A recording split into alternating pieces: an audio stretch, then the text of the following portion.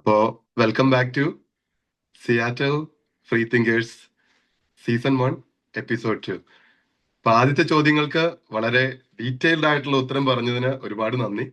ഇനി നമുക്ക് നെക്സ്റ്റ് ആയിട്ടുള്ള ഒരു ചോദ്യം ഉള്ളത് സൗമ്യ ഫ്രം വാങ്കൂവർ, കാനഡ. ചോദ്യം ഇതാണ്: ലിവിങ് ബീയിങ്സ് എന്തുകൊണ്ട് ടെറിട്ടോറിയൽ ആയിട്ട് ബിഹേവ് ചെയ്യുന്നു എന്നുള്ളതാണ്. അത് ജീവനെ പറ്റി ഒന്ന് മനസ്സിലാക്കേണ്ടതുണ്ട്.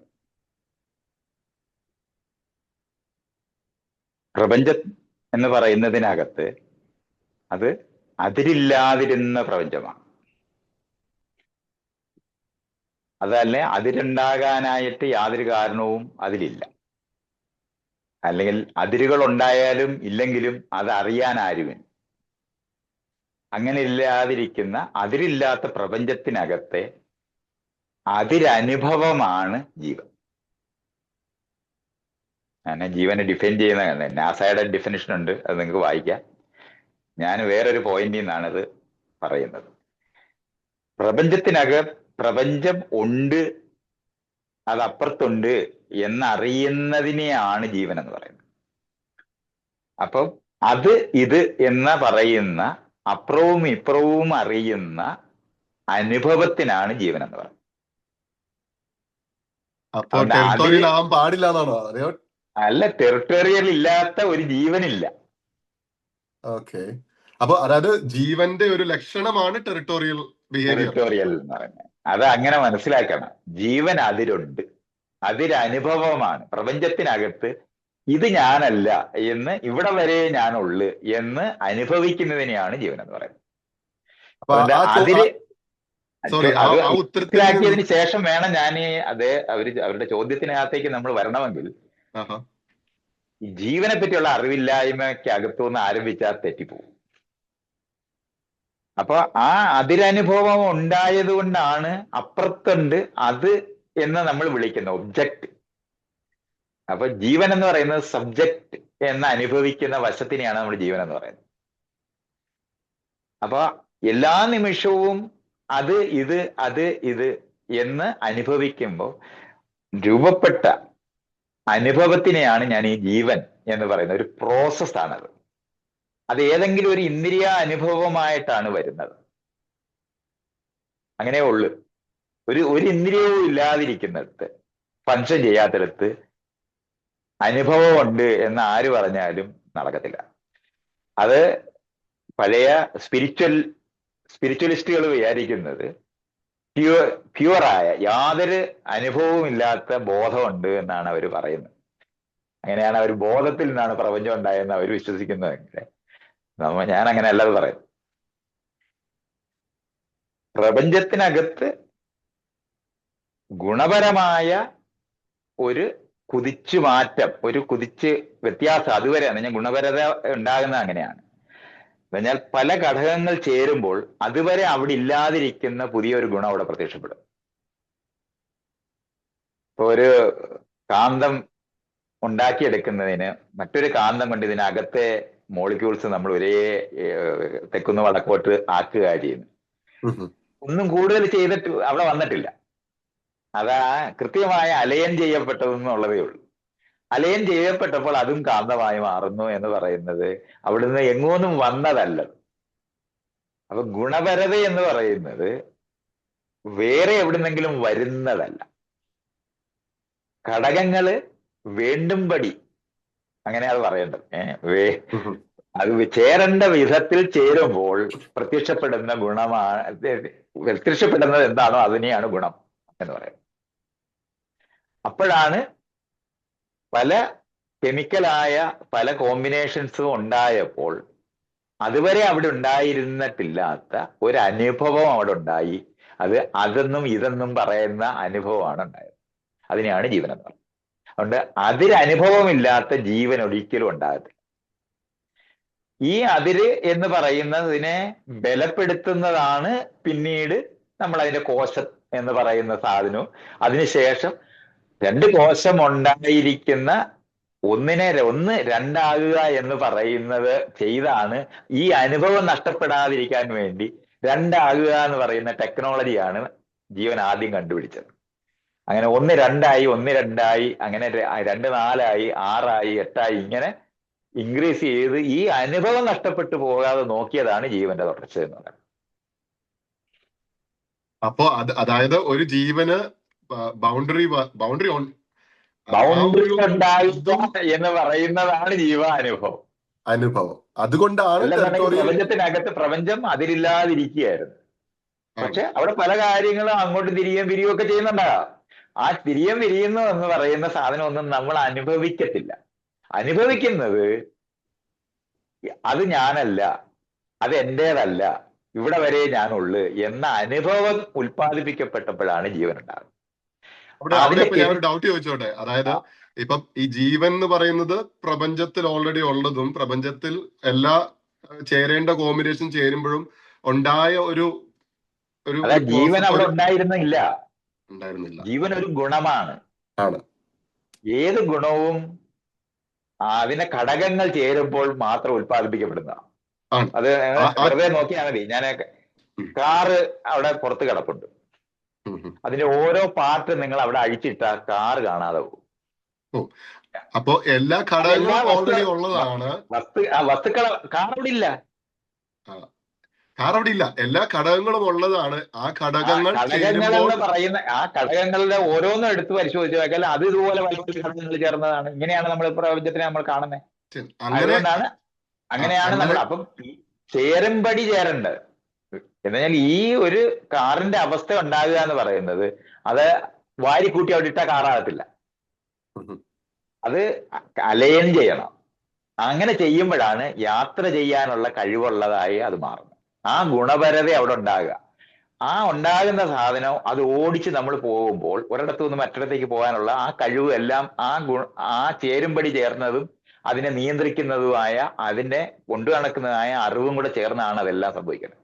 ആ സംഭവിക്കുന്ന സാധനത്തിനകത്തുനിന്ന് ഓരോന്നായ അവയവം എടുത്ത് നമ്മൾ മാറ്റിയാൽ അത് കാണാതെ പോകും. അതില്ലാതിരുന്നതല്ല, ഗുണം അവിടെ ഉൽപ്പാദിപ്പിക്കപ്പെടുന്നതാണ്. ആ കാറെന്ന് പറയുന്നത് കാറിന്റെ വീലായിട്ട് പിന്നീട് നമ്മൾ കാണുന്നത് കാറ് നമ്മൾ മനസ്സിൽ സങ്കല്പിക്കുന്നതുകൊണ്ട് മാത്രമാണ്. അല്ല, അതിൽ നിന്ന് എടുത്തൊരു ഡൗട്ട് ചോദിച്ചോട്ടെ. അത് ചോദ്യത്തിൽ നിന്ന് തന്നെ ഉത്തരം അക്സെപ്റ്റ് ചെയ്തുകൊണ്ട് ഡീറ്റെയിലിങ്ങിന് വേണ്ടി ഒരു ഡൗട്ട് ചോദിച്ചോട്ടെ. അതായത് ഇത് ഓൾറെഡി ഇവിടെ ഉള്ളതാണ്, എല്ലാം സമ്മിശ്രമായി ചേർന്നത്. തെറ്റാണ്, ഞാൻ അങ്ങനെ പറഞ്ഞിട്ടില്ല. അതാണ് ഞാൻ പറയുന്നത്. അതെല്ലാം ഇയാൾ തെറ്റായിട്ട് പറഞ്ഞു തുടങ്ങുന്നേ. അല്ല, ഘടകങ്ങൾ ഉള്ളതല്ലേ, എലമെന്റ്സ്. ഘടകങ്ങളെന്നുള്ളത് ഇത് നമ്മൾ ഈ ഗുണപരതയ്ക്കകത്തു നിന്നാണ് നമ്മൾ ഘടകങ്ങളെ കണ്ടുപിടിക്കുന്നത്. അതുവരെ വസ്തുക്കളേ ഉള്ളു. അത് ഇയാള് ഒരു 100 കാർ ചെല്ലുമ്പോ ട്രാഫിക് ജാം ഉണ്ടാകുന്നത് ട്രാഫിക് ജാം അവിടെ എല്ലാം കൊണ്ട് ഇരിക്കുകയല്ലായിരുന്നു. വീട്ടിൽ പോയാൽ ട്രാഫിക് ജാം അപ്രത്യക്ഷമായി പോകും. ഞാൻ ചോദിക്കാൻ വന്നൊരു പോയിന്റ് എന്ന് പറഞ്ഞാൽ ടെറിട്ടോറിയൽ ആകുന്നത് മനസ്സിലായി. അതുകൊണ്ടാണ് ഞാൻ പറയുന്നത് ടെറിട്ടറിയെ പറ്റി ഞാൻ ഈ പറയുന്ന നിലവാരത്തിൽ മനസ്സിലാക്കാതെ നമ്മൾ എത്ര ടെറിട്ടറിയെ പറ്റി പറഞ്ഞാലും മനസ്സിലാകത്തില്ല. വീണ്ടും നമ്മൾ പഴയ സ്ഥലത്തെത്തും. നമ്മൾ നേരത്തെ ഞാൻ പറഞ്ഞ വ്യത്യസ്തതകൾ നേരത്തെ മനസ്സിലാക്കുന്നത് പോലെയാണ് ഇവിടെ ഈ ടെറിട്ടറി മനസ്സിലാക്കുന്നത്. ജീവന്റെ സ്വഭാവം എന്ന് പറയുന്നത് അതിരനുഭവമാണ്. ഈ അതിരനുഭവത്തിനെ ആ ജീവ അനുഭവം നഷ്ടപ്പെട്ടു പോകാതിരിക്കാനായിട്ട് ജീവൻ സംഘടിപ്പിച്ച ആദ്യത്തെ പ്രക്രിയയാണ് ഒരെണ്ണമായിട്ടിരുന്നാൽ നഷ്ടപ്പെട്ടു പോകാൻ സാധ്യതയുണ്ടെന്നാണ് 2 ഇരിക്കുക എന്ന് പറയുന്നത്. അങ്ങനെ 1 2 എന്ന് പറഞ്ഞ പ്രക്രിയയാണ് സകല വൈറസായാലും ബാക്ടീരിയ എല്ലാം ചെയ്തിരിക്കുന്നത്. അപ്പൊ എന്റെ ഈ ശരീരവും മറ്റു ചുറ്റുമുള്ളത് അതാണ് ഈ ടെറിട്ടോറിയലിന്റെ ആയിരിക്കുന്നതിന് അതിനകത്ത് ഒരു ഗുണപരമായ അനുഭവത്തിനെയാണ് നമ്മൾ ജീവൻ എന്ന് പറയുന്നത്. ഈ അനുഭവം നഷ്ടപ്പെട്ടു പോകാതിരിക്കാൻ ജീവൻ ശ്രമിക്കുന്നത് വഴിയാണ് വ്യത്യസ്തമായ സാഹചര്യത്തിൽ വ്യത്യസ്തമായി അഡാപ്റ്റ് ചെയ്താണ് അത് പിന്നെ അങ്ങോട്ട് മാറുന്നത്. അങ്ങനെയാണ് വ്യത്യാസങ്ങളുള്ള ജീവൻ ഉണ്ടായത്. അപ്പൊ എത്രത്തോളം വ്യത്യസ്തമായ സാഹചര്യം ഭൂമിയിലുണ്ടോ അത്രത്തോളം വ്യത്യസ്തമായിട്ടുള്ള ജീവാനുഭവം ഉണ്ടായിട്ട് മാറും. അങ്ങനെയാണ് ആ ഒരു പ്രോസസ് ആയിരുന്നു. ഏതാണ്ട് 10-200 കോടി വർഷം ഓടി 1 2 എന്ന് പറയുന്ന പ്രക്രിയ ഉപയോഗിച്ചിട്ട്. അതിനുശേഷമാണ് ഏതോ ഒരു സന്ദർഭത്തിനകത്ത് ചുറ്റുപാടുമുള്ള കെമിസ്ട്രി ഉപയോഗിച്ചാണ് ജീവന്റെ ഊർജം നിലനിർത്താൻ അത് ഉപയോഗിക്കുന്നത്. ആ കെമിസ്ട്രി എടുക്കാനായിട്ട് ശ്രമിക്കുന്ന സമയത്ത് ഒന്ന് വേറൊന്നിന്റെ ഉള്ളിലായി പോവുക എന്ന് പറഞ്ഞാൽ ഒന്നൊന്നിനെ ആഹരിച്ചാൽ എളുപ്പമാണെന്ന് കണ്ടുപിടിക്കും. അറിഞ്ഞിട്ട് ചെയ്യുന്നതൊന്നും അല്ലതൊന്നും. അങ്ങനെ വന്നപ്പോഴാണ് അതിൽ നിന്ന് രക്ഷപ്പെടാനുള്ള ശ്രമത്തിന്റെ ഭാഗമായിട്ടോ ആണ് ഒന്നൊന്നിന്റെ അകത്ത് രക്ഷപ്പെടാനുള്ള അതിന്റെ ശ്രമഭാഗമായി അതിനകത്ത് ഒന്നിന്റെ അകത്ത് താമസിക്കുന്നവരായിട്ട് മാറുന്നത്. അങ്ങനെയാണ് ഏകകോശം സങ്കീർണ ഏകകോശമാകുന്നത്. അപ്പോഴും ബഹുകോശമായിട്ടില്ല, സങ്കീർണ ഏകകോശം ഉണ്ടായത് അകത്ത് പെട്ടുപോയവര് അവിടെ ജീവിക്കാൻ. അകത്ത് പെട്ടുപോയത് സ്വന്തം തീരുമാനപ്രകാരം കയറിയിരുന്നതാകാം, പക്ഷെ കൂടുതലും അത് ആകത്തില്ലെന്നുള്ളതാണ് ലോകത്തിനെ പറ്റിയുള്ള അറിവുകൊണ്ട് ഞാൻ പറയുന്നത്. ഒന്നൊന്നിനെ ആഹരിക്കുന്നതിന് ശ്രമിച്ചപ്പോൾ അതിന് വിധേയമാകാതിരിക്കുന്ന റെസിസ്റ്റൻസ് കൊണ്ടാണ് അതിനകത്ത്. അങ്ങനെയാണ് ഇന്ന് നമ്മൾ കാണുന്ന ഒരു കോശം എടുത്താൽ അതിനകത്ത് പല ഘടകങ്ങൾ അകത്തിരിക്കുന്ന പോലെ കാണുന്നത്. ഗോൾഗി ബോഡീസ് ആയാലും മിറ്റോകോൺട്രിയ ആയാലും എല്ലാം സ്വന്തം നിലയിൽ അവിടെ ജീവിക്കുന്നവരാ. ഇവരെല്ലാവരും കൂടെ ചേർന്നാണ് പിന്നെ ഡിവൈഡ് ചെയ്യുന്നത്. അങ്ങനെയാണ് ഏകകോശം സങ്കീർണ കോശം ആയിട്ട് സങ്കീർണ ഏകകോശമായി മാറിയത്. ഇതിന് ശേഷമാണ് ഒരാള് ഒറ്റയ്ക്ക് ചെയ്യുന്നതിനേക്കാളും എളുപ്പമാണ് രണ്ടുപേര് ചേർന്ന് ചെയ്യുന്നതെന്ന് കണ്ടുപിടിച്ച് ഒരു കയ്യെ പിടിച്ച് റോഡ് കടക്കുന്ന പോലെ കടക്കാൻ തുടങ്ങുമ്പോഴാണ് രണ്ടുപേര് ചേർന്ന് ജീവിക്കുന്ന യുക്തികൾ ഉണ്ടാകുന്നത്. ആ രണ്ടുപേര് ചേർന്ന് നിൽക്കുന്നതിന്റെ അകത്തൂടാണ് നമുക്ക് ഇതിന് തമ്മിലുള്ള കമ്മ്യൂണിക്കേഷൻ. ഒരാൾ കൈ അങ്ങോട്ട് പിടിക്കുമ്പം മറ്റേ ആളും കൂടെ വരണമെന്നുണ്ടെങ്കിൽ കമ്മ്യൂണിക്കേഷന് ആവശ്യമായിട്ട് വരുമ്പോഴാണ് നെർവ് സെന്റർ ഇങ്ങനെയുള്ള സാധനങ്ങൾ വേറെ ഇതിന് പല കോശങ്ങൾ ചേർന്ന് ജീവിക്കാൻ അതിന് കേന്ദ്രം ഉണ്ടായി വന്നതാണ് നമ്മൾ ഇന്ന് കാണുന്ന ബ്രെയിനും ഒക്കെ രൂപപ്പെടുന്നതിന് കാരണമായി മാറുന്നത്. അങ്ങനെ വലിയ പ്രോസസ്സുകളിലൂടെയാണ് ഏകകോശം സങ്കീർണ ഏകകോശമായും സങ്കീർണ ഏകകോശങ്ങൾ ചേർന്ന് സങ്കീർണ ബഹുകോശങ്ങളായി മാറുന്ന പ്രോസസ്സുകളിലൂടെയാണ് ഇന്ന് കാണുന്ന വൈവിധ്യമാർന്ന ജീവനെല്ലാം ഉണ്ടായത്. ഇതിനെല്ലാം അതിരുബോധവും ഉണ്ടാകും. എന്ന് പറഞ്ഞാൽ ഒന്നിച്ചിരിക്കുന്നവർക്കും അതിരുണ്ടാകും. ഇപ്പൊ നമ്മള് എന്താണ് ഈ വെള്ളത്തിനകത്തെ മറ്റേ മീനല്ലല്ലോ, മറ്റേ എന്താണ് ഗ്ലോബ് പോലെ ഇരിക്കുന്ന അതിന്റെ പേരെന്താ? പേര് പോർട്ടീസ് മാനോഫാർ എന്നൊക്കെ പറയുന്ന തരത്തിലുള്ള ജെല്ലി ഫിഷ്. ജെല്ലി ഫിഷ് എന്ന് പറഞ്ഞാൽ ലക്ഷക്കണക്കിന് കോശങ്ങളുള്ളതാണ്, പക്ഷെ അതിന് കേന്ദ്രമൊന്നുമില്ല. അപ്പൊ കേന്ദ്രമില്ലാതിരിക്കുന്ന സ്ഥലം വരെ ഉണ്ടായിരുന്നു ഓർക്കണം. അതിനുശേഷമാണ് ഈ കേന്ദ്രങ്ങളൊക്കെ ഉണ്ടായത് വഴിയാണ് നമ്മൾ കാണുന്ന ഇന്ന് കേന്ദ്രമുള്ള ജീവികളുടെ അതിരുബോധങ്ങളിലാണ് നമ്മളിപ്പോഴുള്ളത്. ഇത് കഴിഞ്ഞ് സംഘമായി ജീവിക്കുന്നതിന്റെ അഡ്വാൻറ്റേജുകൾ കണ്ടെത്തിയിട്ടുണ്ട്. ഈ ഒന്നിച്ചു കൂടി ജീവിക്കുന്നത് പോലെ തന്നെ ഒറ്റക്കൊറ്റക്കുള്ള ജീവികൾ സംഘമായി. അങ്ങനെയാണ് നമ്മൾ ഉറുമ്പ് ഇതുപോലുള്ള സാധനങ്ങളെല്ലാം ഉണ്ടായി. ആ വർഗത്തിനകത്ത് ആ ആശയങ്ങൾ അത്തരത്തിലുള്ള സാധ്യതകളിലൂടെയാണ് നമ്മളെ പോലുള്ള മാമൽസിനകത്തും സംഘജീവികളായി വരുന്നത്. സംഘജീവികളിലെ സാധ്യതകളിനകത്തുള്ള അതിരുബോധങ്ങളിലാണ് നമ്മളിപ്പോൾ ഉള്ളത്. ഇതൊക്കെ ഇങ്ങനെ വളരെ ഗ്രേഡ് ആയിട്ട് പഠിക്കണം. ഞാൻ എളുപ്പം പറയും, നിങ്ങൾ ഇയാളുടെ ചോദ്യം വലുതാണ്, പക്ഷെ ഉത്തരം ഞാൻ പെട്ടെന്ന് പറയുന്നത് കൊണ്ട് ഞാൻ അത് എഡിറ്റ് ചെയ്താ ഇതൊക്കെ പറയുന്നത്. അല്ല, അത് പറഞ്ഞത് മനസ്സിലായി. അതായത് പറഞ്ഞതില് മനസ്സിലായാൽ മാത്രം മതി. അത് മനസ്സിലായിട്ടുണ്ടെങ്കിൽ ഞാൻ വേഗം പറയാം. അപ്പൊ സംഘപരമായിട്ടുള്ള അതിരുബോധമുള്ള ഒരു ജീവിയാണ് മനുഷ്യൻ. അത് വ്യക്തിഗതമായ അതിരുബോധമല്ല. നമുക്ക് ഭാഷയൊക്കെ വേണം. നമ്മുടെ ഭാഷ എന്ന് പറയുന്നത് 2 പേരോ 3 പേരോ ഒക്കെ ചേർന്ന് മാത്രമേ ഭാഷയൊക്കെ ഉണ്ടാവുള്ളൂ. അപ്പൊ കൂട്ടായ മാത്രം ഉണ്ടാകുന്ന ഐഡന്റിറ്റികളുടേതായ അതിരുബോധങ്ങളിലാണ് നമ്മളുള്ളത്. അപ്പൊ ഈ അതിരുകൾ ഉണ്ടായിരിക്കുന്നതിന്റെ പ്രോസസ്സിനകത്താണ് നമ്മളെല്ലാം ജീവിച്ചിട്ടുള്ളത്. ആദ്യം നമ്മളെപ്പോലെ മനുഷ്യരുടെ ലോകത്തേക്ക് നമ്മൾ ഇനിയും വരുവാണെങ്കിൽ, ജീവനെ പറ്റി മനസ്സിലാക്കി കഴിഞ്ഞാൽ മനുഷ്യരുടെ ലോകത്തേക്ക് വരുമ്പോൾ ഒരു 350 കോടി വർഷത്തെ അനുഭവത്തിന് ശേഷമാണ് നമ്മളെപ്പോലുള്ള ജീവികളുള്ളതെന്ന് അറിയണം. അപ്പൊ വളരെ സങ്കീർണമായ അനുഭവജ്ഞാനങ്ങളുടേതായ പരമ്പരകൾ ജനിതകമായി നമുക്ക് ലഭിക്കുന്നതിനോടൊപ്പം സംഘമായി ജീവിക്കുന്നതിന്റെ അനുഭവങ്ങളുടെ തുടർച്ചയ്ക്കകത്തും നമുക്കുണ്ട്. അതിനകത്താണ് നമ്മൾ ഭാഷ കണ്ടുപിടിക്കുന്നത്.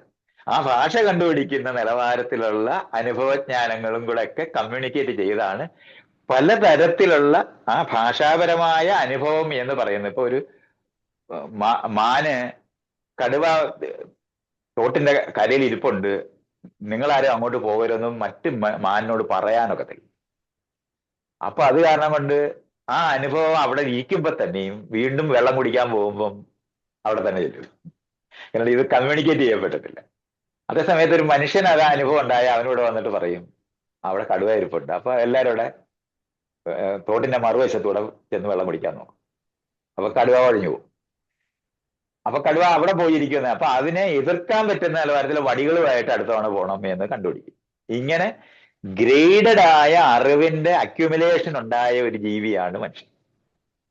ഇത് മറ്റ് ജീവികളിൽ അത് സംഭവിക്കാതിരിക്കുന്നതുകൊണ്ടാണ് ഏറ്റവും നല്ല ഓട്ടക്കാരനായിരിക്കുന്ന മാനും ഏറ്റവും നല്ല ചാട്ടക്കാരനായ കടുവായി ഇന്നും തുടരുന്നത്. അല്ലാതെ വേറൊരു ആയുധങ്ങളോ വേറൊരു മെക്കാനിസങ്ങളോ രക്ഷപ്പെടുന്ന ഒന്നും ഉണ്ടായിട്ടില്ല. അപ്പൊ അറിവ്, ഒരാൾക്കുണ്ടായ അറിവ് മറ്റേ ആൾക്ക് കമ്മ്യൂണിക്കേറ്റ് ചെയ്യുന്ന സംഘമായ അറിവുണ്ടാക്കിയ ജീവികൾ, അത് തേനീച്ചയായാലും ചെതലായാലും ഒക്കെ ഈ തരത്തിലെ അറിവുകൾ സംഘടിപ്പിച്ചിട്ടുണ്ട്. അതുകൊണ്ട് അവർക്ക് വലിയ വലിയ നഗരങ്ങളൊക്കെ മണ്ണിനടിയിലൊക്കെ ഉണ്ടാക്കാനൊക്കെ പറ്റും. നമ്മൾ ഉണ്ടാക്കുന്ന പോലത്തെ നഗരങ്ങളൊക്കെ ഉണ്ടാക്കാൻ പറ്റും. പക്ഷെ മറ്റ് ജീവികൾക്കൊന്നും അത് കഴിയില്ല. കാരണം ഈ കമ്മ്യൂണിക്കേഷൻ എന്ന് പറയുന്ന സാധനം നടക്കാത്തതുകൊണ്ടാണ്. അപ്പം പല ജീവികൾ ചേർന്ന് നിന്നുണ്ടാകുന്ന അനുഭവജ്ഞാനങ്ങളുടേതായ ഒരു ഡെവലപ്മെന്റും കൂടെ നമ്മൾ ഇതിന്റെ കൂട്ടത്തിൽ പഠിക്കുമ്പോഴാണ് നമുക്ക് എങ്ങനെയാണ് ഇപ്പൊ ആ തോട്ടിന്റെ കരയിലെ കടുവയെ കണ്ടു എന്നുള്ള കാര്യം ഇവിടെ രേഖപ്പെടുത്തി വെക്കുന്ന ഭാഷ എഴുതുന്ന ലോകം ഉണ്ടാകുമ്പോൾ വേറെയാ. അത് ഇതുപോലെ നമ്മൾ തിരിച്ചറിയേണ്ടതുണ്ട്. അപ്പൊ അത് നമ്മളാണ് അറിയേണ്ടത് അങ്ങനെ ഒരു പ്രശ്നമുണ്ട്. അപ്പൊ ഈ എഴുതുന്ന വന്നപ്പോഴത്തേന് എന്ന് പറഞ്ഞാൽ അതുവരെ വെർട്ടിക്കലായിട്ട് അറിവ് വരുന്നില്ല. വന്ന് പറയുന്ന സാധനം മാത്രമേ ഉള്ളൂ. ഹൊറിസോണ്ടലായ ഒരു അനുഭവം ഇവിടെ കൊണ്ടുവന്ന് കൊടുക്കത്തേ ഉള്ളായിരുന്നു. എഴുതി വെക്കാൻ തുടങ്ങിയോടെ കാലവും ദേശവും കടന്ന് ആ അറിവ് ട്രാൻസ്ഫർ ചെയ്യാൻ തുടങ്ങി. അതുകൊണ്ടാണ് മനുഷ്യന് മറ്റു ജീവികളെ പോലെ അല്ലാതെ ഒരു ജീവിയാണെന്ന് സ്വയം തോന്നുന്നിടത്ത് നമ്മൾ എത്തിപ്പോയത്. ഇത്രയും അധികം ജനിതകമായ അറിവ്, അച്ഛനും അമ്മയും എന്ന് പേരന്റിങ്ങിലൂടെ തരുന്ന അറിവ്, അതാ മനുഷ്യർക്ക് മാത്രമല്ല കോഴിക്ക് കൊട്ടെന്ന് അറിയണം.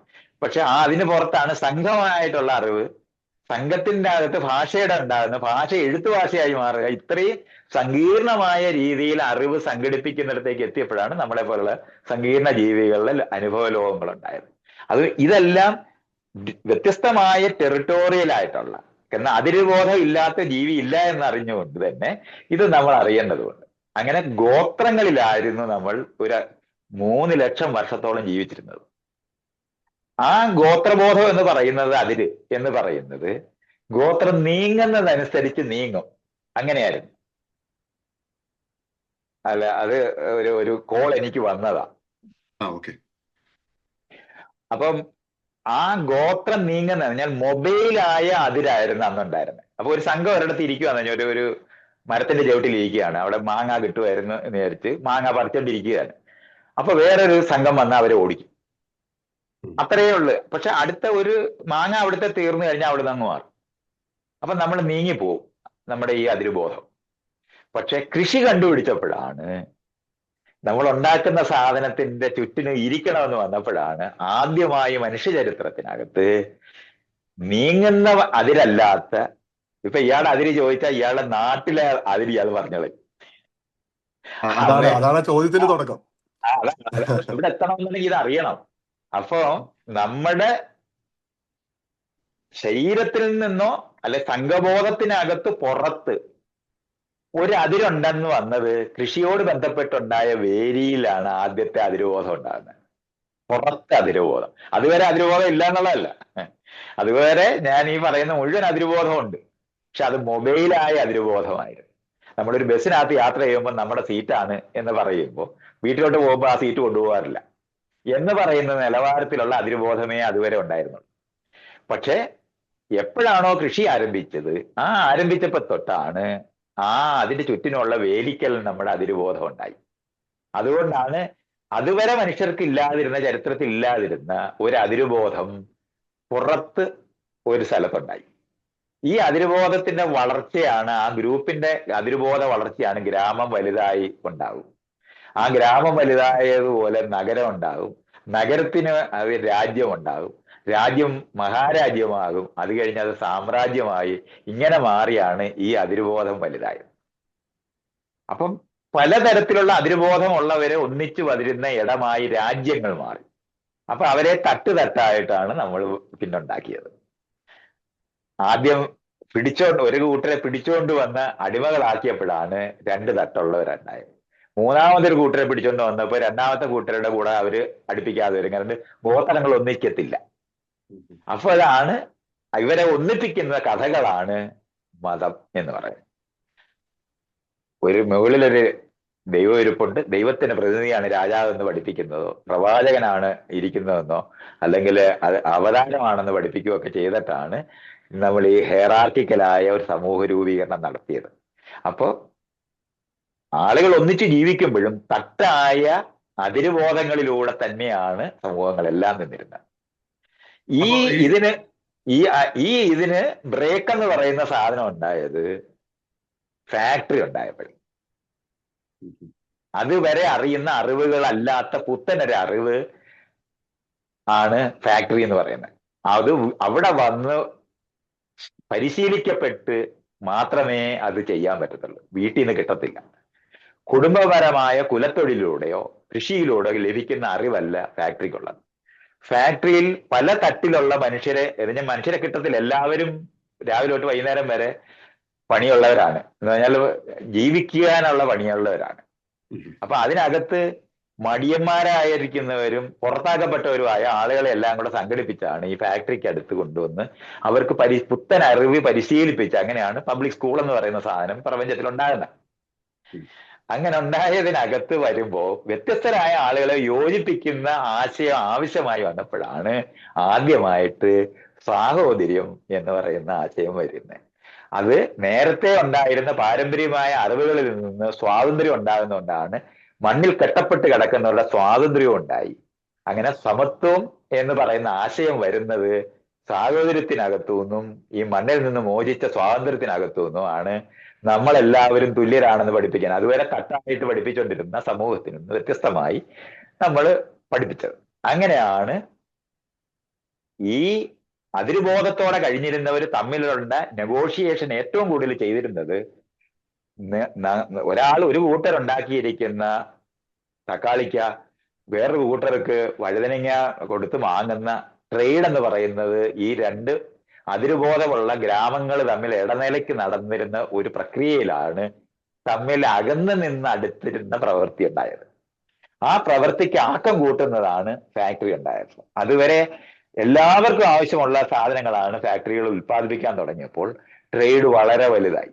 അങ്ങനെയാണ് ഇന്ന് നമ്മൾ കാണുന്ന അതിരുകളുമായി ബലപ്പെട്ട് നിന്നിരുന്ന സമൂഹങ്ങളിൽ നിന്ന് അതിരുകളെ യോജിപ്പിക്കുന്നതായ ഏറ്റവും വലിയ രണ്ട് ശക്തികളാണ് മാനുഫാക്ചർ ചെയ്യുന്ന ഇൻഡസ്ട്രിയും അത് വിൽക്കുന്ന കൊമേഴ്സും എന്ന് നമ്മൾ പറയുന്ന ട്രേഡ് എന്ന് പറയുന്നത്. അതാണ് ഇന്ന് മനുഷ്യനെ യോജിപ്പിച്ചുകൊണ്ടിരിക്കുന്നത്. പക്ഷെ കഴിഞ്ഞ ഒരു 10,000 വർഷമായി അതിരുബോധങ്ങളിനകത്ത് തളയ്ക്കപ്പെട്ട് നിന്നിരുന്ന മനുഷ്യർ യോജിച്ചുകൊണ്ടിരിക്കുന്ന ഈ കാലത്ത് ഈ അതിരുകൾ വെച്ച് ബാർഗെയിൻ ചെയ്യുന്ന യുക്തിക്കകത്താണ് നമ്മൾ ഇപ്പോഴും ഉള്ളത്. അതുകൊണ്ടാണ് നേഷൻ സ്റ്റേറ്റ് എന്ന് പറയുന്നത് രാജാവിനെ മാറ്റേണ്ട ആവശ്യമുണ്ട് എന്ന് കണ്ടെത്തിയിട്ടാണ്, ഫാക്ടറിയുടെ കാലത്താണ് അത് ആരംഭിക്കുന്നത്. രാജാക്കന്മാരെ മാറ്റാതെ ഈ പണി നടക്കത്തില്ല എന്ന് മനസ്സിലായപ്പോൾ അവരെ മാറ്റിയിട്ടാണ് നമ്മൾ അതുവരെ ഉണ്ടായിരുന്ന ജാതിയോ മതമോ ഒക്കെ വെച്ചിട്ട് ജാതി കൊണ്ട് നമ്മൾ അതിരു ബലപ്പെട്ട് നിന്നു പോവും.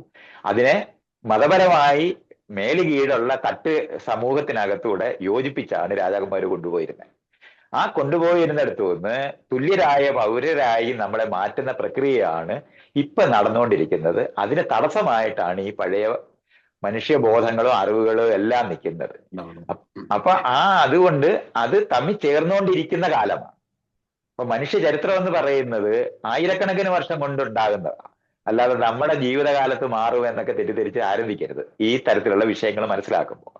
അപ്പൊ വിദ്യാഭ്യാസത്തിനകത്തൂടെ നമ്മൾ ട്രേഡും എങ്ങനെയാണ് മാനുഫാക്ചറിങ് പഠിപ്പിച്ചെടുക്കുന്നത് പോലെ തന്നെ പൗരബോധ നിർമ്മാണം നടന്നേ പറ്റും. അതിനു പകരം പഴയ മതപരമായ ആശയങ്ങൾ പഠിപ്പിച്ചാൽ തമ്മിൽ ചേരത്തില്ല. അപ്പൊ ഈ ഒരു പ്രോബ്ലം മനുഷ്യരുടേതാണ്. അതുകൊണ്ടാണ് നമ്മൾ റിപ്പബ്ലിക്കുകൾ എന്ന് പറയുന്ന ഭരണഘടനാപരമായ തുല്യത ഉണ്ടാക്കി ഇത് പഠിപ്പിച്ചാണ് ഈ പറയുന്ന അതിരുകൾ മായ്ക്കുന്നത്. അതിരില്ലാതിരിക്കാനൊക്കത്തില്ല, അതിരറിഞ്ഞു പെരുമാറാനേ പറ്റും. അത് അതിരുകളെ ഇല്ലാതാകുകയല്ല. ഇപ്പൊ യൂറോപ്യൻ യൂണിയൻ ഒക്കെ ഉണ്ടാകുന്നത് പോലെ രാജ്യങ്ങൾ നിലനിൽക്കുമ്പോൾ തന്നെ ഭാഷാപരമായ വ്യത്യാസങ്ങൾ നിലനിൽക്കുമ്പോൾ ഇന്ത്യ എങ്ങനെ രൂപപ്പെട്ടിരിക്കുന്നത് പോലെ വ്യത്യസ്തതകളായി നിലനിൽക്കുമ്പോൾ തന്നെ യോജിക്കാൻ പറ്റും. ആ തീർച്ചയായിട്ടും യോജിപ്പിന്റെ ഇത് പഴയ ശീലം കൊണ്ടാണ് ഇന്ന് നമ്മൾ ആയുധം ഉണ്ടാക്കുന്നത്. പഴയ ശീലം കൊണ്ടാണ്, രാജാക്കന്മാരുടെ ശീലം കൊണ്ടാണ് നമ്മൾ ഇന്നും ആയുധം ഉണ്ടാക്കിക്കൊണ്ടിരിക്കുന്നത്. അല്ലെങ്കിൽ ഒരു ആവശ്യവും നമുക്ക് ഇന്നില്ല. കാരണം പരസ്പരം അറിയുന്ന മനുഷ്യർ മാത്രമേ ഇന്നുള്ളൂ. അപ്പം ആയുധ നിർമ്മാണം കുറയ്ക്കുക എന്ന് പറയുന്ന പ്രക്രിയയാണ് നമ്മൾ ഇനിഷ്യേറ്റ് ചെയ്യേണ്ട ഒന്ന്. അതായത് അതിന് ഏറ്റവും നല്ല ആയുധം കണ്ടുപിടിക്കുന്നതിലാണ് ഇന്നും മനുഷ്യർ നിൽക്കുന്നത്. അത് ഈ പറയുന്ന പഴയകാല ബോധത്തിനകത്തുനിന്ന് ഇതുവരെ മോചിച്ചിട്ടില്ലാത്ത ഭരണ ഭരണമാണ് ഇപ്പോഴും നിൽക്കുന്നത്. നമ്മൾ ജനാധിപത്യത്തിനകത്തെ സർവീസ് എന്ന് പറയുന്നിടത്തേക്ക് എത്തിയിട്ടില്ല. സേവനവും ക്രമീകരണവുമാണ് ഇനി ആവശ്യം. അത് മനസ്സിലാക്കി അപ്പുറത്തിരിക്കുന്നവരെല്ലാം ആരാണെന്ന് നമുക്കിന്നറിയാം. നമ്മൾ ഇന്ന് ഒരു സ്പീഷീസ് ആണെന്ന് നമുക്കിന്നറിയാം. ജനിതകമായിട്ട് തന്നെ നമ്മൾ എങ്ങനെയാണ് വ്യത്യസ്തരായി ഇങ്ങനെ മാറിപ്പോയെന്നുള്ള അറിവെല്ലാം നമുക്കിന്നുണ്ട്. ഇത് ഇനി ആധുനിക ജനാധിപത്യപരമായ വിദ്യാഭ്യാസത്തിനകത്തൂടെ മനുഷ്യരുടെ പൊതുബോധ നിർമ്മിതികൾ വർദ്ധിപ്പിക്കുന്നത് വഴി മാത്രമേ നമ്മൾ ഈ പറയുന്ന അതിരുബോധത്തിന്റെ ബലം കുറയ്ക്കാനൊക്കത്തുള്ളൂ. അതിരുബോധം ഇല്ലാതാകുമെന്ന് തെറ്റിദ്ധരിക്കരുത്. അല്ല, അതിരുബോധത്തിന്റെ ബലം കൂട്ടിക്കൊണ്ടിരിക്കുന്ന ഒരു സാമൂഹിക സിറ്റുവേഷൻ ആണ്. അങ്ങനെ അത് കാരണം ഇപ്പൊ കൂട്ടിക്കൊണ്ടിരിക്കുന്നതല്ല. അത് ടാരിഫൊക്കെ വെച്ചിട്ട് ജനാധിപത്യപരമായ ഒരു രാജ്യം ഉണ്ടാക്കുമ്പോ തന്നെ മെജോറിറ്റി ആൾക്കാരുടെ വോട്ട് വേണം എന്ന് അറിയുന്നത് വഴി ആധുനികമായ രാഷ്ട്രീയ പാർട്ടികളുടെ പുതുനിർമ്മിതിയാണത്. മതത്തിനെ ഉപയോഗിക്കാൻ പറ്റുമെന്ന്. മറ്റേ മതം രാജാവിന്റെ ആയുധമായിരുന്നു. അത് നമുക്ക് എലക്ഷൻ ഉപയോഗിക്കാൻ പറ്റുമെന്നുള്ള രാഷ്ട്രീയ പാർട്ടിയുടെ തിരിച്ചറിവാണ് അത് പുതിയ പ്രശ്നമായിട്ട് മാറിയിട്ടുള്ളത്. മനസ്സിലായി. ഇപ്പൊ ഈ അതിരുകൾ ഇല്ലാണ്ടാക്കുന്നതിന് വേണ്ടിയുള്ള ഒരു ശ്രമമാണ് ആയിരുന്നു, അല്ലെങ്കിൽ അതിന്റെ ഒരു ടൂൾ ആയിരുന്നു അതാണ് നടന്നുകൊണ്ടിരിക്കുന്നത് ഇപ്പോഴും. നമ്മളിത് ഇയാളുടെ ജീവിതത്തിൽ ഉടനെ കാണുമെന്ന് വിചാരിക്കുന്നതാണ് ഇയാളുടെ തെറ്റ്. ഈ ചോദ്യത്തിനകത്ത് ദുർവി നമ്മളെ വിചാരിക്കും നമുക്ക് ഒരു ദിവസം കൊണ്ട് വിവരമെല്ലാം വന്ന് നമ്മളങ്ങ് മാറും എന്ന് വിചാരിക്കും. അങ്ങനെ സംഭവിക്കത്തില്ല. ഇപ്പൊ ബ്രിക്സിന് അല്ല, ഞാൻ ഡൗട്ട് ചോദിച്ചോട്ടെ. അതായത് യൂറോപ്യൻ യൂണിയൻ വന്നതുപോലെ ബ്രിക്സ് ഇപ്പൊ വന്നിട്ടുണ്ട്. നമ്മുടെ വലിയ സാമ്രാജ്യമായിരുന്ന അമേരിക്കയുടെ ബലം പോവും. അപ്പൊ അവർ ബലം പോകുമ്പോ അവർ ബഹളം വെക്കും, അവർ യുദ്ധം ചെയ്യും, ഇതൊക്കെ സംഭവിക്കും. അത് സംഭവിക്കാതെ നമ്മളിത് കടത്തിക്കൊണ്ട് പോകാൻ കഴിഞ്ഞാൽ നമ്മൾ വിജയിക്കുന്നു, കൂടുതൽ മെച്ചപ്പെട്ട് വിജയിക്കുന്നു എന്ന് മനസ്സിലാക്കിയാൽ മതി. ഈ രാജ്യങ്ങൾ യുദ്ധമാകാമായിരുന്ന വലിയ യുദ്ധമായി മാറാവുന്നതായിരുന്ന ഇതുവരെ ഉണ്ടായ വിയറ്റ്നാം തൊട്ട് ഇപ്പൊ ലാസ്റ്റ് വെനിസുല വരെയുള്ള ആക്ടുകൾ മുഴുവൻ അമേരിക്കയാണ് ഒരു വശത്ത് ചെയ്യുന്നത് നമ്മൾ കാണണ്ടേ. കാരണം അവരാണ് സാമ്രാജ്യം. അതുകൊണ്ടാണ് മറുവശത്ത് വേറെ ആളുകൾ മാറുമ്പോഴും അവർ കോമൺ ഫാക്ടറായി മാറുന്നത് അതുകൊണ്ടാണ്. തീർച്ചയായിട്ടും ഈ അതിർബോധവും ഈ അതിർ യുദ്ധങ്ങളും ഇപ്പൊ നടക്കുന്നത് റിസോഴ്സസിന് വേണ്ടിയുള്ള ഒരു എന്നും അങ്ങനെ തന്നെയാണ്. അല്ല, റിസോഴ്സസിന് വേണ്ടി അല്ലാത്ത ഒരു യുദ്ധവും ലോകത്തില്ല. അതങ്ങനെ തന്നെയാണ്. അല്ല, മതപരമായിട്ടുള്ള ആശയ വ്യത്യാസങ്ങൾ കൊണ്ടുള്ളത് ഉണ്ടായിട്ടുണ്ടല്ലോ. ഏത് ആശയപരമായിട്ടുള്ള വ്യത്യാസം? അല്ല, ആശയങ്ങളെല്ലാം ഉത്പാദിപ്പിക്കുന്നത് റിസോഴ്സസിനെ സംഘടിപ്പിക്കാനുള്ള ടെക്നിക്കുള്ള നിലവാരത്തിലേ ഉള്ളൂ. അത്രേ ഉള്ളു. നമ്മളെല്ലാ ആശയങ്ങളും, നമ്മൾ ഈ മതം എന്നൊക്കെ പറയുന്നതൊക്കെ ആളുകളെ യോജിപ്പിക്കാൻ, രാജാവിന് വേണ്ടി യോജിപ്പിക്കുന്നതിനാണ് മതം ഉപയോഗിച്ചിരുന്നത്. അപ്പോഴതുകൊണ്ടാണ് ദൈവം മുകളിലുണ്ട്, ദൈവത്തെ തന്നെ അവതാരമാണ് രാജാവെന്ന് പഠിപ്പിക്കുമായിരുന്നു ആദ്യം. അല്ലെങ്കിൽ അതുകൊണ്ട് വംശാവലി പഠിപ്പിച്ചാൽ ദൈവത്തിൽ വരെ പോവും. ഇതിനെ പാവം പെടുത്ത യേശുക്രിസ്തു വരെ ദൈവത്തെ ആദാമിന്റെ അടുത്ത് വരെ എത്തണ്ടേ, വംശാവലി പറയത്തില്ലേ? ഈ വംശാവലി പഠിപ്പിച്ചാണ് രാജാക്കന്മാർ ഇത് പറ്റിച്ചിട്ടുള്ളത്. അപ്പം ചന്ദ്രവംശത്തിലും സൂര്യവംശത്തിലും ജനിച്ചതാണെന്നും സിയൂസ് നേരിട്ട് ചെയ്തതാണെന്നൊക്കെ പറഞ്ഞിട്ടാണ് പണ്ടത്തെ എല്ലാ കഥകളും അങ്ങനെയാണ്. നിങ്ങൾ പഴയ കഥകളെല്ലാം പഠിച്ചാൽ മതി. രാജാക്കന്മാരും ദേവന്മാരും ഒക്കെ വന്നായിരുന്നു അന്ന് കൊച്ചുങ്ങളെ ഉണ്ടാക്കിക്കൊണ്ടിരുന്നത്. അപ്പം അതുകൊണ്ട് ആ കഥകൾ പഠിപ്പിച്ചാണ് ഈ ലെജിറ്റിമേഷൻ ഉണ്ടാക്കിയിരുന്നത്. അതിന് പകരം മനുഷ്യര് തുല്യരാണ് എന്ന് പഠിപ്പിക്കുമ്പോൾ അതിന്റെ ട്രാൻസ്ഫർമേഷന്റെ കാലത്താണ് നമ്മളെല്ലാം ഉള്ളത്. തീർച്ചയായിട്ടും അതാണ്. തീർച്ചയായിട്ടും ആ ഉണ്ടായിക്കൊണ്ടിരിക്കുന്ന സാധനത്തിനകത്ത് റിസോഴ്സസിന് വേണ്ടിയുള്ള പരസ്പരം നെഗോഷിയേറ്റ് ചെയ്ത് കൊടുക്കുന്നതിന് പകരം പിടിച്ചെടുക്കാൻ പറ്റും എന്നുള്ള വിചാരത്തിലാണ് പണ്ട് രാജാക്കന്മാരുണ്ടാക്കിയ സിസ്റ്റമാണ് ഇത് മുഴുവനും. അല്ലാതെ അതൊന്നും ഇപ്പൊ അമേരിക്കയിൽ ജനാധിപത്യമാണെന്ന് തെറ്റിദ്ധരിക്കരുത്, ഇന്ത്യയിൽ ജനാധിപത്യമാണെന്ന് തെറ്റിദ്ധരിക്കരുത്. രാജാവിന്റെ ആയുധങ്ങളാണ് ഉപയോഗിക്കുന്നത്. അത് എനിക്കും തനിക്കും തോക്ക് തന്നിട്ട് അയലത്തുകാരനെ സ്നേഹിക്കണം, ഇത് വെച്ച് ചെയ്യണമെന്നാണ്. അപ്പൊ വെടിവെച്ചിട്ടിട്ട് സ്നേഹിക്കാൻ പറ്റുമോ? ഇതുപോലെയാണ് ഭരിക്കാൻ വേണ്ടി ഉണ്ടാക്കിയ ആയുധങ്ങളാണ് ഈ ഭരണകൂടങ്ങളല്ല. തെരഞ്ഞെടുക്കുന്നത് ഭരിക്കാനല്ല. തെരഞ്ഞെടുക്കുന്നത് സേവനം നൽകാനാണ്, ക്രമീകരണം നടത്താനാണ്, അല്ല ഭരിക്കാനല്ല. നമ്മൾ തെരഞ്ഞെടുക്കുന്നത് ഒന്നും ഭരിക്കാനല്ല. പക്ഷെ അവരെല്ലാവരും വിചാരിക്കുന്നത്, തെരഞ്ഞെടുക്കുന്നവരും വിചാരിക്കുന്നത് ഭരിക്കാനാണ് വിടുന്നതെന്നാണ്. ഇതാണ് അത് പ്രശ്നം. ഉം. ഒരു ഭരണം ചെയ്യുന്ന ഏത് സമൂഹത്തിനകത്തും സംഘർഷം ഉണ്ടാവും. നെഗോഷിയേഷൻ അല്ല മനസ്സിലായി. നടക്കുന്നത്. അതാണ് പ്രശ്നം. അതുകൊണ്ട് ഈ ഘടനാപരമായി ഉണ്ടാക്കിയ, ഇപ്പൊ ഇവിടുത്തെ എന്താണ് പ്രസിഡന്റ് എന്ന് പറഞ്ഞ രാജാവിനെ പോലെയാണ്. 4 കൊല്ലം അയാൾ രാജാവായിരിക്കുന്നത്, അയാൾ മുന്നിലും പറയില്ല. അയാൾ എന്തിനാണ് ആരിൽ നിന്ന് രക്ഷിക്കുന്നത്? തെരഞ്ഞെടുക്കുന്നവരിൽ നിന്ന് രക്ഷിക്കപ്പെടേണ്ട ആദ്യമുണ്ട്.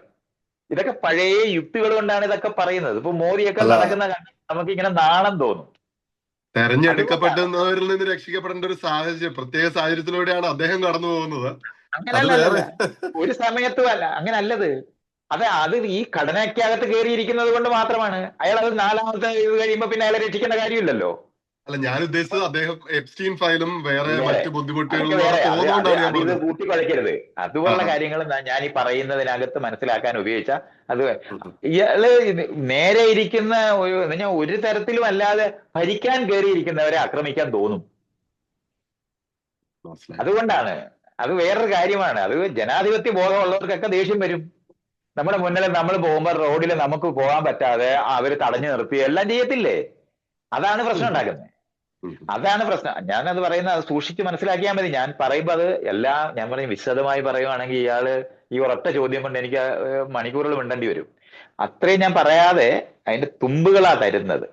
എന്ന് പറഞ്ഞാല് ചെറിയ ചെറിയ ഇതിന്റെ തുടക്കത്തിൽ ഇപ്പം മൈത്രി സാർ പറഞ്ഞ തുടക്കത്തില് പറഞ്ഞ ആ ഒരു ജീവൻ എങ്ങനെ ഉണ്ടാകുന്നു, അങ്ങനത്തെ ഡീറ്റെയിൽസിൽ നിന്ന് തന്നെ നമുക്ക് അത് അത് ഇത് അപ്പൊ അതിരില്ലാതിരിക്കും എന്നെന്തോ ഒരു പഴയ ആൾക്കാരുടെ ഉണ്ട്. അതിരില്ലാതെ മനുഷ്യരിയ്ക്കും, അങ്ങനെ ഇല്ല. ഇല്ല ഇല്ല ഇല്ല, അതിരുകൾ അതാണ് ഈ ഉണ്ടാവും, അത് തുടർന്നുകൊണ്ടേയിരിക്കും. അതിരില്ലാതെ അതിരുണ്ടെന്ന് അറിഞ്ഞുകൊണ്ട് അത് ബലപ്പെടുത്താതെ അതിരറിഞ്ഞു പെരുമാറുന്ന മനുഷ്യരെ ഉൽപ്പാദിപ്പിക്കുന്നിടത്താണ് ജനാധിപത്യം. Thank you so much. അത് വളരെ നല്ല ബ്രീഫ് ആയിട്ടുള്ള ഒരു ഇതിലേക്ക് എത്തി നമ്മള്. ഉത്തരം താങ്ക് യു. ഇനി അടുത്ത 4ാമത്തെ നമ്മുടെ ചോദ്യം നമുക്ക് അയച്ചു തന്നേക്കുന്നത് ജോർജ് ജേക്കബ് ഫ്രം എഡ്മണ്ടൺ, കാനഡയിലെ എഡ്മണ്ടൺ, ആൽബർട്ട പ്രൊവിൻസിലുള്ള സ്ഥലത്ത്. അദ്ദേഹം ചോദിച്ചിരിക്കുന്നത്, ആർട്ടിഫിഷ്യൽ ഇന്റലിജൻസും സയൻസും ടെക്നോളജിയും ഒക്കെ ഇത്രയും വളർന്നു നിൽക്കുന്ന ഒരു സാഹചര്യത്തിലും ദൈവിക വിശ്വാസങ്ങളും മതങ്ങളും അതിനേക്കാൾ ഉപരി മനുഷ്യർ ഫോളോ ചെയ്യപ്പെടുന്ന ഒരു ഇതും കാണപ്പെടുന്നുണ്ട്. അപ്പൊ സയൻസ് ഇത്രത്തോളം പ്രോഗ്രസ് ചെയ്തു. ഇപ്പം ആരോഗ്യപരമായിട്ടുള്ള മേഖലകളിൽ നോക്കുവാണെങ്കിൽ നമ്മൾ മരുന്ന് മേടിക്കാൻ കോവിഡ് വന്ന സമയത്തൊക്കെ സയൻസിനെയാണ് ഡിപ്പെൻഡ് ചെയ്തത്. അപ്പൊ സയൻസ് നമുക്ക് ഇത്രത്തോളം മുന്നോട്ട് പാത തുറന്നു കാണിക്കുന്ന ഒരു സാഹചര്യത്തിലും മനുഷ്യർ ഇന്നും രാവിലെ എഴുന്നേറ്റ് പോയി പ്രാർത്ഥിച്ചതിന് ശേഷം, അത് നല്ലതാണോ ചീത്തയാണോ എന്നുള്ളതല്ല ഇവിടുത്തെ നമ്മുടെ ഒരു ചോദ്യത്തിലുള്ളത്. ചോദ്യം ഇതാണ്: ഇപ്പോഴും ദൈവത്തെ ഡിപ്പെൻഡ് ചെയ്യുന്ന, അല്ലെങ്കിൽ റിലീജിയനെ ഡിപ്പെൻഡ് ചെയ്യുന്ന, ദൈവത്തെക്കാൾ കൂടുതൽ പല പല റിലീജിയനുകളിൽ ഡിപ്പെൻഡ് ചെയ്യുകയും ഫോളോ ചെയ്യുകയും ചെയ്തതിന് ശേഷം മാത്രം സയൻസ് യൂട്ടിലൈസ് ചെയ്യുന്നു എന്നുള്ള ഒരു ഇത് മനുഷ്യ രാശി എന്തുകൊണ്ട് പിന്തുടരുന്നു എന്നുള്ളതാണ് ഇപ്പോഴത്തെ ഒരു ചോദ്യം ജോർജ് ഷെയർ നമ്മൾ ചെയ്തേക്കുന്നത്. നമ്മൾ മനസ്സിലാക്കാനുള്ളത്, ഇത് നേരത്തെ ഞാൻ കഴിഞ്ഞ ചോദ്യത്തിന്റെ ഉത്തരത്തിനകത്ത് ഞാനിത് പറയുന്നുണ്ട്. നമ്മൾ ധൃതി പിടിച്ചിട്ടാണ് ഈ ചിന്തകളെല്ലാം ഉള്ളത്. അവരവരുടെ ജീവിതത്തിനകത്ത് പെട്ടെന്ന് ഇതെല്ലാം കാണും. ഒരു കാര്യം എന്നുള്ള മനസ്സിലായാൽ അതില്ല. നമ്മൾ രണ്ടുപേരും കൂടി ഇരുന്ന് പറയുമ്പോൾ, ഞാൻ ഇത് വിശദമായിട്ട് ഈ കാര്യങ്ങൾ പറയാനൊക്കെ പറ്റുമ്പോഴും ഞാൻ പറയുന്നത് മലയാള ഭാഷയിലാണ്. ആണാണ്. ഇത് മറ്റ് ഭാഷകളിലായി 820 കോടി ജനമെങ്കിലും ഇപ്പൊ ആയി. 820 കോടി ജനങ്ങൾ അറിയുന്നു എന്നൊക്കെ തെറ്റിദ്ധരിക്കുന്നതുകൊണ്ടാണ് അതൊക്കെ അങ്ങനെ പറയുന്നത്. അങ്ങനൊന്നും ഇല്ല. നമ്മൾ ഈ പറയുന്നവരെല്ലാവരും കൂടെ ചേർന്നാല് പരസ്പരം കമ്മ്യൂണിക്കേറ്റ് ചെയ്യുന്നവർ, അറിവുണ്ട് എന്ന് നമ്മൾ വിചാരിക്കുന്നത്, ഇതൊക്കെ അറിയാം എന്ന് വിചാരിക്കുന്നത് ഒരു 100 കോടി ജനമേ ഈ 820 കോടിയിലുള്ളു. മറ്റുള്ളവരാരും അറിഞ്ഞിട്ടില്ല. അവര് വസ്തുക്കളായിട്ടുള്ള കണ്ടുപിടുത്തങ്ങളുടെ അനുഭവങ്ങൾ മാത്രമായിട്ടാണ് അതറിയുന്നത്. ജീവിത വീക്ഷണമോ ലോകവീക്ഷണമോ അവർക്ക് ഉണ്ടായിട്ടില്ല. അത് വിദ്യാഭ്യാസത്തിനകത്തൂടെ നമ്മൾക്ക് ഉണ്ടാക്കിയെടുക്കേണ്ടതും, ഇതുവരെ നേരത്തെ വേറെ രീതിയിൽ ലോകത്തിനെ മനസ്സിലാക്കിയിരിക്കുന്നവർ ഒരു ദിവസം ഇത് മനസ്സിലായ പെട്ടെന്ന് ജീവിതം മാറ്റാൻ പറ്റുമെന്ന് അങ്ങനെ സംഭവിക്കത്തേയില്ല. ഇപ്പോ അതിനെ ഇയാള് മനസ്സിലാക്കാനുള്ളത്, തൃശ്ശൂർ പൂരം അവിടെ നടക്കുമ്പോൾ ആ അമ്പലത്തിൽ പോകാത്തവരുടേതാണ് സത്യത്തിൽ ആ പൂരം. അവിടെ കച്ചവടം ചെയ്യുന്ന ആളുകള് വരുന്ന ജനങ്ങൾക്ക് സാധനം കൊടുക്കുന്നതാണ് ആ പൂരം. അല്ലാതെ ആ അമ്പലത്തിൽ വടക്കനാഥ ക്ഷേത്രത്തിനകത്ത് കയറുകയോ അല്ലെങ്കിൽ ആ ആനയെ കാണാൻ നിൽക്കുകയോ ഒക്കെ ചെയ്യുന്നതൊക്കെ വളരെ കുറച്ച് ആൾക്കാർ മാത്രമേ ഉള്ളൂ. ഇതൊക്കെ നമ്മൾ അറിയേണ്ടത്. അപ്പൊ പഴയ കാലത്തെ വ്യാപാര വ്യവസായ സംവിധാനങ്ങളുടെ കേന്ദ്രങ്ങളാണ് അതെല്ലാം. അവിടെ പൂരം വരുമ്പോൾ എന്റെ കടൻ നിന്റെ കടം ഞാൻ വീട്ടും എന്ന് പറഞ്ഞ് നിൽക്കുന്നവരാരും ആ പള്ളിയിലോ അമ്പലത്തിലോ പോകുന്നവരല്ല. അപ്പം അങ്ങനത്തെ വലിയൊരു ശൃംഖലയുണ്ട്. അപ്പൊ നമ്മൾ രണ്ടുപേരും കൂടെ ഈ ദൈവത്തിനെ പറ്റി ഇങ്ങനെയൊക്കെയല്ല മനസ്സിലാക്കേണ്ടതെന്ന്, ഇങ്ങനെയല്ല മനസ്സിലാക്കേണ്ടതെന്നൊക്കെ പറയുമ്പോഴും അതിന്റെ മുന്നിലെ കച്ചവടം നടത്തുന്ന ഹോട്ടലുകാരനും അവിടെ മാല വിൽക്കുന്നവനും അവിടെ പൂ വിൽക്കുന്നവനും അവിടെ സ്വർണ്ണ സാധനങ്ങൾ വിൽക്കുന്നവരും ഒക്കെ അവിടെ പാത്രക്കടയൊക്കെ നടക്കുന്നവരുണ്ട്. അവർക്ക് ആകെ മനസ്സിലാകുന്നത് നാളെ ആള് കൂടാത്ത കാര്യമാണ് ഇവർ പറയുന്നതെന്ന് മാത്രമേ പറ്റുള്ളൂ. എന്റെ കടയിൽ ആള് വരാതിരിക്കുന്നതിന് വേണ്ടി ഇയാൾ വേണ്ടത്. അവരെല്ലാവരും നമുക്ക് എതിരാവും. അത് അവരാരെങ്കിലും ആ അമ്പലത്തിൽ പോകുന്നവരോ വിശ്വാസികളായതുകൊണ്ടല്ല, ആള് കൂടുന്നതിന് തടസ്സമായിട്ടാണ് നമ്മൾ ഈ പറയുന്ന കാര്യങ്ങൾ നിൽക്കുന്നതെന്ന് അനുഭവിക്കുള്ളൂ. ഇത് ജീവിതത്തിന്റെ വലിയ ഒരു പ്രോസസ്സാണ്. അവിടേക്ക് ആ അമ്പലം അത്ഭുതപ്പെടുത്തുന്ന നിലവാരത്തിൽ അപ്രത്യക്ഷമായി പോയി അവിടെ നിന്നാലും പൂരം തുടരും എന്നറിയേണ്ടത്. അത് വേറെ കാരണങ്ങളുണ്ട്. ജീവിതത്തിനകത്ത് നമ്മൾ ഇതുവരെ സംഘടിപ്പിച്ചിട്ടുള്ള പലതരത്തിലുള്ള പ്രവർത്തനങ്ങളുടെ ഭാഗമായി ഇരിക്കുന്ന ജീവിതചര്യയ്ക്ക് ആവശ്യമായിട്ടുള്ള കല ഉണ്ടാക്കിയാൽ വിൽക്കാനുള്ള സ്ഥലം ഇതൊക്കെയായിട്ടാണ് പറയുന്നത്. അതുകൊണ്ട് അത്രയും വലിയ ആയിരക്കണക്കിന് വർഷം കൊണ്ടുണ്ടാക്കിയിട്ടുള്ള ഘടനകളെ പെട്ടെന്ന് നമ്മൾ വിചാരിച്ചിട്ട് മാറ്റാൻ പറ്റില്ല. ഇത് നമ്മൾ അങ്ങനെ അറിയണം. അപ്പൊ പലതരത്തിലാണ് അതെല്ലാം നിൽക്കുന്നത്. എന്നാ കാറുകൾ വന്ന് കാളവണ്ടി ഇല്ലാതാക്കിയില്ലയോ നാട്ടിലെ? ഉണ്ടാക്കി മാറ്റി. കേരളത്തിനകത്തൊരു കാളവണ്ടി കാണത്തില്ല. നമ്മൾ ആകെപ്പാട് അട്ടപ്പാടി പോയാലാണ് തമിഴ്നാട്ടുകാരുമായിട്ട് ബന്ധപ്പെട്ട് നിൽക്കുന്ന അവിടെ മാത്രമാണ് 4 കാളവണ്ടി ഇപ്പൊ കാണാനുള്ളത്. വേറെ എങ്ങും ഇല്ല. എന്നാൽ എന്റെ കുട്ടിക്കാലത്ത് റോഡ് നിറച്ച് കാളവണ്ടി ഉണ്ടായിരുന്ന നാടാണ്. 70 വർഷം കൊണ്ടാണ് കാളവണ്ടി കാണാതായി. അപ്പൊ മതപരമായിട്ടുള്ള വിശ്വാസങ്ങളെല്ലാം ഇത് വേറെ കാരണങ്ങൾ കൊണ്ട് നിൽക്കുന്ന ആ അമ്പലവുമായിട്ടോ വിശ്വാസവുമായിട്ട് ബന്ധപ്പെട്ടല്ല അതൊന്നും നിൽക്കുന്നത്. ശബരിമലയൊക്കെ ടൂറിസ്റ്റ് കേന്ദ്രങ്ങളാണ്. വേളാങ്കണ്ണി ഒരു ടൂറിസ്റ്റ് കേന്ദ്രമാണ്. എന്താണ്, ഹജ്ജ് ടൂറിസ്റ്റ് സ്ഥലമാണ്. അല്ലാതെ അതൊന്നും മതപരമായ വിശ്വാസമായിട്ട് ബന്ധപ്പെട്ടതല്ല.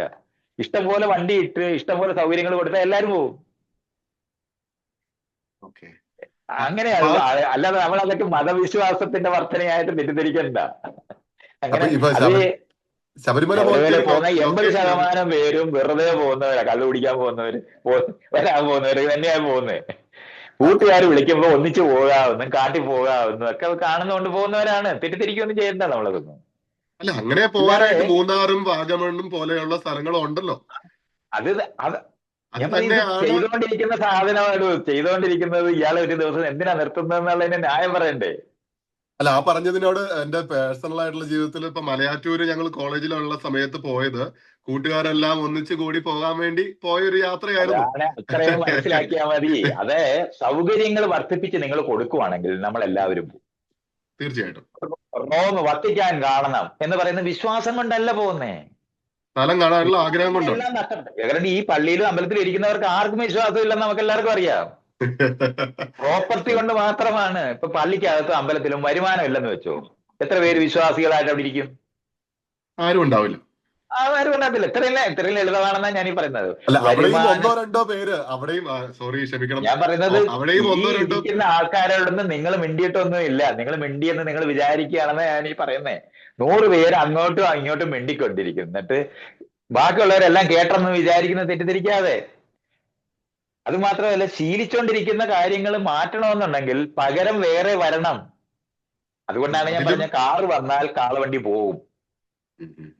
ലോകത്ത് അമ്പലങ്ങൾ ഉണ്ടാകുക എന്ന് പറയുന്നത് ആളുകൾക്ക് പറഞ്ഞാൽ ഒരു നല്ല മുതലാളിയാണ് ഇന്നൊരു അമ്പലം ഉണ്ടാക്കുന്നത്. പണ്ടങ്ങനല്ല. എല്ലാ റോഡിലും ആൾക്കാര് വിശ്വാസം കൊണ്ട് ഒരു കല്ലെടുത്ത് വെച്ചിട്ട് വരയ്ക്കും. അതിന്റെ ആ വിശ്വാസം എങ്ങനെയാണെന്നുള്ളത് വേറൊരു വിഷയമായിട്ട് വിടേണ്ടതാ. അത് ഞാനിപ്പോ അതിനകത്തോട്ട് പോകുന്നില്ല. പക്ഷെ നമ്മൾ മനസ്സിലാക്കാനുള്ളത് ഇത് ഉപയോഗിക്കാൻ പറ്റുമെന്ന് കണ്ടെത്തിയ എന്ന് പറഞ്ഞാൽ രാജാക്കന്മാര് അന്ന് ഈ കാണിക്കപ്പെട്ടിയിൽ ഇരിക്കുന്ന കാശ് മുഴുവൻ രാജാവ് കൊണ്ടുപോകായിരുന്നു. രാജാവിന്റെ വരുമാനം എന്ന് പറഞ്ഞാൽ 2 ആയിരുന്നു. ഒന്ന് ചുങ്കമെന്നും ഒന്ന് കാണിക്കപ്പെട്ടിരുന്നായിരുന്നു അയാൾക്ക് ഉണ്ടായിരുന്നത്. രാജാവിനെ മാറ്റിയപ്പോൾ ഈ കാണിക്കപ്പെട്ടിയിലിടുന്ന കാശ് മുഴുവൻ ഈ മത നേതാക്കളുടെ കയ്യിലാണ് ഇന്ന് ലോകവ്യാപകമായി ഉണ്ടായത്. അതുകൊണ്ടാണ് അവരെല്ലാം ധനാഢ്യന്മാരായ മുതലാളിമാരായി പോവുകയും ഈ ക്ഷേത്രങ്ങളും അമ്പലങ്ങളും പള്ളികളും എല്ലാം കാശ് വരുമാനം ഉണ്ടാക്കുന്ന സാധനമായിട്ട് അതുകൊണ്ടാണ് എന്തൊരു പളുങ്ക് പോലത്തെ സാധനങ്ങളായിരുന്നു ഉണ്ടാക്കുന്നത്. ഇപ്പൊ സൗദി അറേബ്യയിലെ രാജാവ് അങ്ങോട്ട് അവിടുത്തെ കൊട്ടാരം അവിടുത്തെ ആ ഒരു പള്ളിയുണ്ട്, ഞാൻ അവിടെ പോയത് എന്നെ ആളുകൾ വിളിച്ചുകൊണ്ട് പോയി കാണിക്കുന്നുണ്ട്. അത്ര സൗന്ദര്യമായിട്ട് അത് ഉണ്ടാക്കി വെച്ചിരിക്കുന്നത്. അത് ഉണ്ടാക്കി വെച്ചിരിക്കുന്നത് കാണാനാണ് ആ പോകുന്നത്. അല്ല, എനിക്കെന്ത് വിശ്വാസമാണ് അവിടെ പോകുന്നതിന്. അതിന് ഞാൻ ഒന്ന് ചോദിച്ചോട്ടെ, ഇപ്പൊ കുറച്ചു മുമ്പ് പറഞ്ഞൊരു പോയിന്റ് ഞാൻ പറഞ്ഞത് രാഷ്ട്രീയമായിട്ട് ഉപയോഗിക്കുന്ന സാധനം ആണ് നമ്മൾ സംസാരിക്കേണ്ടത്, അല്ലാതെ ഈ ആളുകൾ പോകുന്നത് കണ്ടിട്ട് തെറ്റിദ്ധരിക്കരുത്. ഇല്ല, തെറ്റിദ്ധാരണയല്ല. ഇപ്പം കുറച്ചും പറഞ്ഞു ഇതിനേക്കാൾ നല്ലത് വന്നാൽ നമ്മൾ അതങ്ങനെയാണ്. ഇതിനേക്കാൾ ഇപ്പൊ അവിടെ ഇരിക്കുന്ന നേരത്തെ ഇരുന്ന പാവം പിടിച്ച അമ്പലമാണ് ഇപ്പൊ അവിടെ ഇരിക്കുന്നത്. നല്ല പോയി കിടന്നുറങ്ങാൻ പറ്റുന്നത്. ഇപ്പൊ ശബരിമലയില് ഹെലികോപ്റ്റർ കൊണ്ടുപോകാനാണ് ആളുകൾ ആലോചിക്കുന്നത്. അയ്യപ്പനുമായിട്ട് എന്ത് ബന്ധമാണ്? അതൊന്നും അല്ല ഒരു കാര്യം. കല്ലും മുള്ളും കാലയ്ക്ക് മെത്തെന്ന് പറയുന്നത് പിന്നെ എങ്ങനെയാണ് ഹെലികോപ്റ്റർ ഉണ്ടാക്കുന്നത്? ഇല്ല, ഒരിക്കലും അത് പറ്റില്ല. ആ മാറ്റമല്ല ഇത് ഉപയോഗിക്കാൻ പറ്റുമെന്ന് കണ്ടെത്തിയ ആധുനിക രാഷ്ട്രീയക്കാരുടെ യുക്തിയും കൂടെ അതിനകത്ത് വരുന്നുണ്ട് എന്നാണ് ഞാനീ പറയുന്നത്. മാത്രമല്ല, രാജാവിന്റെ കയ്യിൽ പോകേണ്ട കാശ് മുഴുവൻ ഇന്ന് മത നേതാക്കളുടെ കയ്യിലാണ് ഇരിക്കുന്നത്. അവരെല്ലാം പണക്കാരായും അവരതിനെ ഈ ആളുകൾ, അതുകൊണ്ടാണ് അവർ വീണ്ടും പള്ളിക്കകത്തും അമ്പലത്തിനകത്തും ആളുകളെ പഠിപ്പിക്കണമെന്ന് ആവശ്യപ്പെട്ടുകൊണ്ടിരിക്കുന്നത്. അല്ലെങ്കിൽ ഈ സ്രോതസ് നിന്നു പോകും. അപ്പൊ ആ ഒരു സ്ട്രഗിളിലാണ് നമ്മൾ അവിടെ ഉള്ളത്. അപ്പൊ അതില് കുറച്ചുകൂടി മെച്ചപ്പെട്ടതെന്ന് പറയാവുന്ന ഒരു മാറ്റം കഴിഞ്ഞ കൊല്ലം വന്നത് നമ്മുടെ ആർട്ടിഫിഷ്യൽ ഇന്റലിജൻസ് ആണ്. അതായത് ദൈവത്തോട് ചോദിച്ചാൽ കിട്ടാത്ത ഉത്തരങ്ങൾ ആർട്ടിഫിഷ്യൽ ഇന്റലിജൻസ് എന്ന് പറയുന്നത് മനുഷ്യരുടെ കൂട്ടായ്മയിലുള്ള ഉത്തരമേ ഉള്ളൂ, അല്ല പുതിയ ഉത്തരവൊന്നും അതിനകത്തില്ല. നിങ്ങളുടെ എല്ലാ കമ്പ്യൂട്ടറിനകത്തും നിങ്ങൾ എല്ലാവരും ഉണ്ടാക്കുന്ന അറിവ് കൂട്ടിയിണക്കി കോർഡിനേറ്റ് ചെയ്ത് ഒരു ഉത്തരം പറയാനായിട്ട് അതിന് കഴിയുന്നു എന്നുള്ളതല്ലാതെ പുതിയൊരു ഉത്തരവ് അതിന് എനിക്ക് ആർട്ടിഫിഷ്യൽ ഇന്റലിജൻസ് ഒരു പ്രയോജനം ചെയ്തിട്ടില്ല. എന്റെ ചോദ്യങ്ങൾക്ക് ഉത്തരം പറയാൻ അതിനെ അറിഞ്ഞുകൂടാ. അതെ, അറിവിന്റെ അതിരിൽ നിൽക്കാനായിട്ട് അറിയുന്നത് കൊണ്ടാണ് അറിവിന്റെ അതിരില്ലാതിരിക്കുന്നത്. ഞാൻ അറിവിന്റെ അതിര് വരെ എത്തിയിട്ടില്ലാത്ത, ഇതുവരെ മനുഷ്യർ ആർജിച്ച അറിവിന്റെ അതിരിൽ എത്തിയിട്ടില്ലാത്തവർക്ക് ആർട്ടിഫിഷ്യൽ ഇന്റലിജൻസ് വലിയ സംഭവമാണ്, അല്ലെങ്കിൽ ഒന്നുമില്ല. അത്രയും മനസ്സിലായാൽ മതി. അതൊന്നും അല്ല നമ്മൾ പറയുന്നത്. അതിന് സ്വന്തമായ ചിന്തയോ സ്വന്തമായ കണ്ടുപിടുത്തമോ ഒന്നും അല്ല. എന്നെ പോലുള്ള ആൾക്കാർ ഓരോ കാലങ്ങളിൽ ഇരുന്ന് മനുഷ്യന്മാർ ആലോചിച്ച് എഴുതിയിട്ടുള്ളത് സാധനം മുഴുവനും കൂടെ കോർഡിനേറ്റ് ചെയ്തിട്ട് ഒരു ഉത്തരം പറയുന്നു എന്നുള്ളതേ ഉള്ളൂ. ഒരു 70% ജനതയ്ക്ക് അത് ഉപയോഗപ്രദമായേക്കാം. അത് ആ ഉപയോഗപ്രദമാകുന്നത് കൊണ്ടൊന്നും തന്നെയും, അതുകൊണ്ടാണ് അതിനകത്ത് അസംബന്ധം പിടിച്ച ഉത്തരങ്ങൾ അത് പറയും. അതൊരു 3 വയസ്സുള്ള കുട്ടിയുടെ ശാസ്ത്രീയമായി പറയുന്നത് പോലെ വിവരക്കേട് പറയുന്ന ഒരു സ്ഥലവും കൂടാണ് അത്. അങ്ങനെയും കൂടെ നമ്മളെ കാണണം. ഇന്നത്തെ സയന്റിഫിക് പേപ്പറിനകത്ത് ഇതുപോലുള്ള ഇഷ്ടം പോലെ പ്രശ്നം ഉണ്ടായിട്ടുണ്ട്. ഈ ആർട്ടിഫിഷ്യൽ ഇന്റലിജൻസ് ഉപയോഗിച്ചിട്ട് എഴുതി പിടിപ്പിച്ചു വെച്ചിട്ട് PhD തീസിസുകൾ എന്ന് പറയുന്നത് അസംബന്ധമായി മാറിയിട്ടുണ്ട്. അതുകൊണ്ട് ഈ അറിവിന്റെ അതിരുകളെ പറ്റിയുള്ള അറിവില്ലായ്മ കൊണ്ട് അത് ഒരു തരത്തിൽ അത് ഒപ്പിച്ചിങ്ങ് തരുന്നത്. അപ്പൊ അതൊക്കെ നമ്മൾ അറിയേണ്ടതുണ്ട്. അപ്പൊ അത് വേറെ കാര്യം. ഞാൻ ആ വിഷയം പറയാനല്ല. ഞാൻ ഈ പറയുന്നത്, മതങ്ങള് എങ്ങനെയാണോ മനുഷ്യരുടെ മനസ്സിനെ ഉപയോഗിച്ച് ഹെയറാർക്കി നിർമ്മിച്ച സ്ഥലത്ത് ഇന്ന് അവരെ ഉപയോഗിക്കാൻ വേണ്ടി അത് ടൂറിസത്തിനും ഇതുപോലുള്ള ആവശ്യങ്ങൾക്ക് ഉപയോഗിക്കാൻ പറ്റുമെന്ന് കണ്ടെത്തിയിട്ടും വോട്ട് ബാങ്ക് ആക്കി മാറ്റാൻ പറ്റുമെന്ന് രാഷ്ട്രീയ പാർട്ടികൾ കണ്ടെത്തിയതുമായി തമ്മിൽ കൂട്ടിയിണക്കിയാണ് ബിസിനസ്സുമായിട്ട് ബന്ധപ്പെട്ട്. ബിസിനസ്സുകാർ ആദ്യം തടസ്സമായിട്ട് മതത്തിനെ കണ്ടിരുന്നു. അതുകൊണ്ട് അവർ ഇൻവെസ്റ്റ് ചെയ്തിരുന്ന സയൻസിനകത്ത്. ഇന്ന് ഇത് ഉപയോഗിച്ച് സാധനം വിൽക്കാൻ പറ്റുമെന്ന് അവർ കണ്ടുപിടിച്ച്. അത്രേ ഉള്ളൂ. എന്ന് പറഞ്ഞാല് ഗണപതി ഉണ്ടാക്കി വിറ്റാൽ കാശ് കിട്ടുമെന്ന് കണ്ടുപിടിച്ച്. അപ്പൊ മാസീവായിട്ട് ഗണപതി ഉണ്ടാക്കി വെക്കുക. അത് മറ്റേത് സ്പൈഡർമാനെ ഉണ്ടാക്കിയിരിക്കുന്ന അതേ യുക്തിയെ അവർക്കുണ്ട്. അവര് ഗണപതിയൊന്നും അല്ല അവരുണ്ടാക്കുന്നത്. ഇത് വിൽക്കുന്ന സാധനമാണെന്ന് കണ്ടുപിടിച്ചു എന്നുള്ളതാണ്. എന്താണോ വിൽക്കുന്നത് അത് വിൽക്കും എന്നുള്ള സാധനത്തിനകത്ത് അത് എത്തിച്ചേർന്നത് കൊണ്ടാണ് അത്തരത്തിലുള്ള മുഴുവൻ മുന്നേറ്റങ്ങളും ഉണ്ടായത്. ഇപ്പം ട്യൂബ് ലൈറ്റ് ഇടുമ്പോ ദൈവത്തിനോട് ചോദിക്കാറൊന്നുമില്ല, ദേവപ്രശ്നം നടത്താറില്ല. ഇതൊക്കെ നമ്മൾ അറിയേണ്ടതുണ്ട്. അവിടെ അമിട്ട് പൊട്ടിച്ചോണ്ടിരിക്കുന്നതിന് പകരം ഡ്രോൺ കൊണ്ട് അവർ ഇനി അത് കാണിച്ചോണ്ടിരിക്കും. അതൊക്കെ നമ്മൾ ആള് കൂടുന്നിടത്ത് ചെയ്യുന്ന കാര്യങ്ങൾ കവിഞ്ഞൊന്നും തെറ്റിദ്ധരിക്കാതെ വിശ്വാസങ്ങളുമായിട്ട് ബന്ധപ്പെട്ടല്ലത്, ബിസിനസ്സുമായിട്ട് ബന്ധപ്പെട്ടും കച്ചവടവുമായിട്ട് ബന്ധപ്പെട്ടുമാണ്. പക്ഷെ വിശ്വാസങ്ങളെ നിലനിർത്താനായിട്ട് ശ്രമിക്കുന്നത് രാഷ്ട്രീയ പാർട്ടിക്കാരാണ്. അതിന്റെ കാര്യം എൻ ബ്ലോക്ക് ആയിട്ട് വോട്ട് മേടിക്കാൻ പറ്റും, അവർക്ക് വിവരം വരാതിരിക്കാനായിട്ടുള്ള ഇൻഷുറൻസ് എന്നുള്ള നിലവാരത്തിലാണ്. മതനേതാക്കളെ നിലനിർത്തണമെന്ന് ആലോചിക്കുന്നത് അവരുടെ വരുമാന സ്രോതസ്സായിട്ട് ഈ ആൾക്കാർ നിൽക്കണമെങ്കിൽ. ഈ പള്ളികൾ മുഴുവൻ യൂറോപ്പിൽ മുഴുവനും പൂട്ടിപ്പോയില്ലേ. ഇന്ന് ഈ മൂന്നാം ലോക രാജ്യത്തു നിന്ന് വരുന്ന വിവരം കെട്ട മനുഷ്യർ മാത്രമാണ് ആ പള്ളിയിലെല്ലാം പോകുന്നത്. അത് വാങ്ങി അവന്റെ വകയാക്കുന്നത്. ഇതെല്ലാം ചെയ്തുകൊണ്ടിരിക്കുന്ന സ്ഥലമാണ്. അപ്പൊ അതൊക്കെ നമ്മൾ തെറ്റിദ്ധരിക്കരുത്. അപ്പൊ ജനാധിപത്യപരമായ അറിവ് വരാതിരിക്കുമ്പോഴും ഐഡന്റിറ്റി ആയിട്ട് ബന്ധപ്പെട്ട ഒരു മലയാളി ഇന്ത്യക്കാരനായിരിക്കുന്നവന്റെ ഐഡന്റിറ്റി ആയിട്ട് ബന്ധപ്പെട്ട് മാത്രമാണ് അവന്റെ മലയാളം സംസാരിക്കണം, അവന്റെ കുട്ടികളെ മലയാളം സംസാരിക്കണം എന്ന് വിചാരിച്ചിട്ട് പള്ളിയിൽ പോകുന്നവരാണ് അവര്. അതൊന്നും നല്ല തെറ്റിദ്ധരിക്കരുത്, കൂട്ടിക്കുഴയ്ക്കരുത്. നമ്മൾ വിഷയങ്ങൾ നമ്മൾ സൂക്ഷ്മമായിട്ട് മനസ്സിലാക്കേണ്ടതുണ്ട്. അത് കണ്ട് പള്ളിയിൽ ഭയങ്കര വിശ്വാസമാണെന്നൊന്നും വിചാരിക്കരുത്. കുട്ടികൾ മലയാളത്തിൽ മിണ്ടിയാൽ എന്നും അത് കാരണം കൊണ്ട് ഒന്നിച്ചിരിക്കുന്നത്. അവർക്ക് കമ്മ്യൂണിറ്റി ഉണ്ടാക്കാൻ പാടാണ് ഒരു നഗരത്തിനകത്ത്. ആ നഗരത്തിനകത്ത് അറിയുന്ന മലയാളം സംസാരിക്കുന്നവരെല്ലാവരും കൂടെ ചേരാൻ പറ്റുന്ന ഒരു സ്ഥലമായിട്ട് അമ്പലവും പള്ളിയും ഒക്കെ നിൽക്കുന്നത് കൊണ്ടാണ് അതൊക്കെ ഉണ്ടാക്കുന്നത്. അതൊരു മൈനോറിറ്റി ഐഡന്റിറ്റി ക്രൈസിസുമായിട്ട് ബന്ധപ്പെട്ട പ്രശ്നങ്ങളാണ്. അത് വേറൊരു വിഷയമാണ്. ഇതൊക്കെ നമ്മൾ ഇതുപോലെ മനസ്സിലാക്കേണ്ടതുണ്ട്. പക്ഷെ രാഷ്ട്രീയ പാർട്ടിക്കാര് ജനാധിപത്യ ബോധം രൂപപ്പെടുത്തുന്നതിനേക്കാൾ എളുപ്പം വോട്ട് കിട്ടുന്നതിന് എളുപ്പം പഴയ സംവിധാനം നിൽക്കട്ടെ എന്ന് വിചാരിച്ചതൊന്നും വരുമാന മാർഗം രാജാവിന്റെ കയ്യിലേക്ക് കൊടുക്കാതെ ആ പണം ഇപ്പോഴും മതനേതാക്കളുടെ കയ്യിലായി പോയത് കാരണം കൊണ്ട് അവരവരുടെ വരുമാന സ്രോതസ് നിലനിർത്താൻ വേണ്ടി ഈ പഴഞ്ചൻ ആശയങ്ങൾ പഠിപ്പിച്ചുകൊണ്ടിരിക്കണമെന്ന് ആലോചിക്കുന്ന മതനേതാക്കളുടെ പ്രശ്നം വേറെ. മൈനോറിറ്റി ആയ ആൾക്കാർ വേറൊരു സ്ഥലത്ത് എത്തിച്ചേരുന്ന സമയത്ത് അവരുടെ ഐഡന്റിറ്റി ആയിട്ടും അവരുടെ കമ്മ്യൂണിറ്റി അനുഭവിക്കാൻ വേണ്ടി അവരുണ്ടാക്കുന്ന പുതിയ അമ്പലവും പള്ളിക്കകത്തും കണ്ടിട്ട് ഇതൊന്നും തന്നെ വിശ്വാസത്തിന്റെ വളർച്ചയായിട്ടൊന്നും തെറ്റിദ്ധരിക്കരുത്. ഇത് കാലങ്ങളായിട്ട് തുടർന്നു വരുന്നതിന്റെ അത് ഉപയോഗിക്കാൻ പലതരത്തിൽ ഉപയോഗിക്കാൻ പറ്റുമെന്ന് കണ്ടെത്തുന്നത് വഴി ഉണ്ടായ സാധനങ്ങളാണ്. അതൊന്നും തന്നെയും നമ്മൾ വിചാരിക്കുന്നത് പോലെ എന്തോ അന്ധവിശ്വാസത്തിലേക്കുള്ള ഒന്നുമല്ല, നല്ല ബിസിനസിന്റെ യുക്തിക്കകത്താണ് അത്. അപ്പൊ അത് നമ്മൾ ഇതുപോലെ അറിയണം. മൈനോറിറ്റികളുടെ ഐഡന്റിറ്റി ആയിട്ട് ബന്ധപ്പെട്ട് ഈ രാജ്യങ്ങളിനകത്ത് പള്ളിക്കകത്തേക്ക് ഈ പഴഞ്ചൻ എന്ന് പറഞ്ഞാൽ ആഫ്രിക്കയിൽ നിന്ന് വന്നവരും ഏഷ്യയിൽ നിന്ന് വന്നവരും നടത്തുന്നതാണ് ഇന്ന് ഈ അമേരിക്കയിലെ പള്ളികൾ മുഴുവനും. ഇതൊക്കെ നമ്മൾ തിരിച്ചറിയേണ്ടത്. എന്തുകൊണ്ടാണ് അത് വരുന്നതെന്ന് ചോദിച്ചാൽ ജനാധിപത്യപരമായിട്ടുള്ള അറിവോ മറ്റുള്ള ആധുനികമായിട്ടുള്ള സംവിധാനങ്ങളോ ഇല്ലാതിരിക്കുന്നതുകൊണ്ടാണ് അവരത് ചെയ്യുന്നതെന്നും കൂടെ അറിയണം. അപ്പൊ ഇത് എല്ലാം കൂടെ ഒന്നിച്ചൊരുപോലെ പറയരുത്. അത് എന്താണ് ഓരോ പ്രദേശത്ത് സംഭവിക്കുന്നതെന്നും അത് എങ്ങനെയാണ് നടന്നുകൊണ്ടിരിക്കുന്നതെന്നൊക്കെ നമ്മൾ അറിയാമെങ്കിൽ നമുക്ക് കാണാൻ പറ്റും. ഇപ്പൊ ആദ്യത്തെ സ്വാതന്ത്ര്യ സമരം കഴിഞ്ഞ സമയത്ത് ഈ പള്ളി അമ്പലത്തിനെ പ്രൊമോട്ട് ചെയ്യുന്ന ഒന്നും തന്നെ ആരും പറയുന്നുണ്ടായിരുന്നില്ല. എല്ലായിടത്തും പള്ളി അമ്പലം തകർന്നുകൊണ്ടിരിക്കുകയായിരുന്നു. അത് കഴിഞ്ഞപ്പോഴാണ് രാഷ്ട്രീയക്കാർ കണ്ടത് എങ്ങനെങ്കിലും ഒരു വോട്ട് കൂടുതൽ വേണമെങ്കിൽ ജയിക്കാൻ പറ്റും, അത് ഇന്ന ആരോട് പറഞ്ഞാൽ എളുപ്പമാണെന്ന് കണ്ടുപിടിച്ചത് കൊണ്ടാണ് ഈ രണ്ടാമത് ഈ മതവിശ്വാസം. അങ്ങനെയാണ് മോദിയൊക്കെ ഉണ്ടാകുന്നത്. അല്ലാതെ അവരാരെങ്കിലും വിശ്വാസികളാണ്? അവരാരും വിശ്വാസികളൊന്നുമല്ല, വേഷം കെട്ടുന്നവർ, അഭിനയ നേതാക്കളാണ്. ഭരത് അവാർഡ് കൊടുക്കേണ്ടത് മോദിക്കാണ്, അല്ലാതെ നിങ്ങൾ തെറ്റിദ്ധരിക്കരുത്. ഇതൊക്കെ നമ്മൾ അങ്ങനെ മനസ്സിലാക്കണം. അഭിനയ കർത്താക്കൾ മാത്രം കള്ളന്മാരാണ്, അല്ലാതെ വേറെ ആരുമല്ല. അത് തെറ്റിദ്ധരിക്കരുത്. വോട്ട് കൂടുതൽ കിട്ടണമെന്ന് വിചാരിച്ചിട്ട് മാത്രം ഉണ്ടാക്കിയിട്ടുള്ള സംവിധാനങ്ങളുമായിട്ട് ബന്ധപ്പെട്ടാണ് അതെല്ലാം നിൽക്കുന്നത്. അല്ലാതെ ഒരു വിശ്വാസം അവർക്കില്ല. അത് വിശ്വാസം വർദ്ധിച്ചുകൊണ്ടിരിക്കുകയാണെന്ന് തെറ്റിദ്ധരിക്കുന്നു വേണ്ട. പക്ഷെ പാവം പിടിച്ച ആൾക്കാർക്ക് വിദ്യാഭ്യാസം കൊടുക്കാതെ ആക്കുന്ന പണി അവിടെ സ്കൂളുകൾ കൂട്ടിക്കൊണ്ട് അവർ ചെയ്യുന്നുണ്ട്. അത് അവിടെയാണ് നമ്മുടെ ശ്രദ്ധ വരുന്നത്. അല്ലാതെ ഇനി എവല്യൂഷൻ പഠിപ്പിക്കാതെ ലോകത്ത് ഇനി ബയോളജി പഠിപ്പിക്കാൻ പറ്റുമെന്ന് ഇയാൾ വിചാരിക്കുന്നുണ്ടോ? നമ്മൾ കഴിയേയില്ല. അപ്പൊ അതൊക്കെ നമ്മൾ അങ്ങനെ മനസ്സിലാക്കിയാൽ മതി. ലോകത്തിന് അറിയാൻ പോലും വേറൊരു മെക്കാനിസം പോലും നമുക്കില്ല.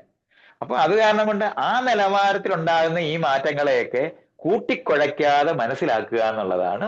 അല്ലാതെ മതവിശ്വാസം വർദ്ധിക്കുകയല്ല, മതവിശ്വാസം ഉപയോഗിച്ച് രാഷ്ട്രീയ പാർട്ടികൾക്ക് നിലനിൽക്കാൻ പറ്റുമെന്ന് അവർ കണ്ടുപിടിച്ചതാണ് പ്രശ്നമായിട്ടുള്ളത്. അതിനെയാണ് അഡ്രസ് ചെയ്യുന്നത്. തീർച്ചയായിട്ടും ഒരുപാട് നന്ദി. അത് വളരെ നല്ലൊരു ഉത്തരത്തിലേക്ക് എത്തി. നമ്മൾ പറഞ്ഞ എല്ലാ ഏരിയയും കവർ ചെയ്തു എന്ന് വിശ്വസിക്കാം. എപ്പിസോഡ് 1 ആയിട്ടും എപ്പിസോഡ് 2 ആയിട്ടും നമ്മൾ ഇത്രയും സമയം നമ്മുടെ ഒപ്പം ചെലവഴിച്ചതിന് മൈത്രേയന് പ്രത്യേകം നന്ദി. ഒരുപാട് ഇൻഫർമേറ്റീവ് ആയിട്ടുള്ള കാര്യങ്ങൾ നമ്മൾ ചർച്ച ചെയ്തു. ഞാൻ അതിന്റെ ഒപ്പം തന്നെ ഈ ചോദ്യങ്ങൾ നമ്മളിലേക്ക് എത്തിച്ച പുലിക്കൂട്ടം ക്രിക്കറ്റ് ക്ലബ്ബ് അവരുടെ സപ്പോർട്ടിന് പ്രത്യേകം നന്ദി അർപ്പിച്ചുകൊള്ളുന്നു. അതുപോലെ തന്നെ നമുക്കിങ്ങനെ ഒരു പ്ലാറ്റ്ഫോമും സൂമും എല്ലാം അറേഞ്ച് ചെയ്ത് സെറ്റ് ചെയ്ത് തന്നത് നമ്മുടെ മല്ലു സിംഗേഴ്സ് മ്യൂസിക് ബാൻഡാണ്. അപ്പൊ അത് അവർക്കും നന്ദി. അതുപോലെ ഇത് നമ്മുടെ മീഡിയ പാർട്ട്ണർ ആയിട്ടുള്ള ന്യൂ ഡേ TV യൂട്യൂബിലേക്ക് നമ്മൾ ചെയ്തു തന്നിരിക്കുന്ന ന്യൂ ഡേ TVക്ക് ഒരുപാട് നന്ദി പറഞ്ഞുകൊണ്ട് നമുക്ക് ഇവിടെ ഈ ചർച്ച അവസാനിപ്പിക്കാം. ഈ ചർച്ച ശരി. ഇനി ഇതുപോലത്തെ ഒരുപാട് ചർച്ചകൾക്ക് ഒരു തുടക്കമാകട്ടെ എന്ന് നമുക്ക് എന്ന് വേണേലും നിങ്ങൾക്ക് വിളിച്ചാൽ ഞാൻ സഹകരിക്കുന്നതായിരിക്കും, യാതൊരു സംശയവും.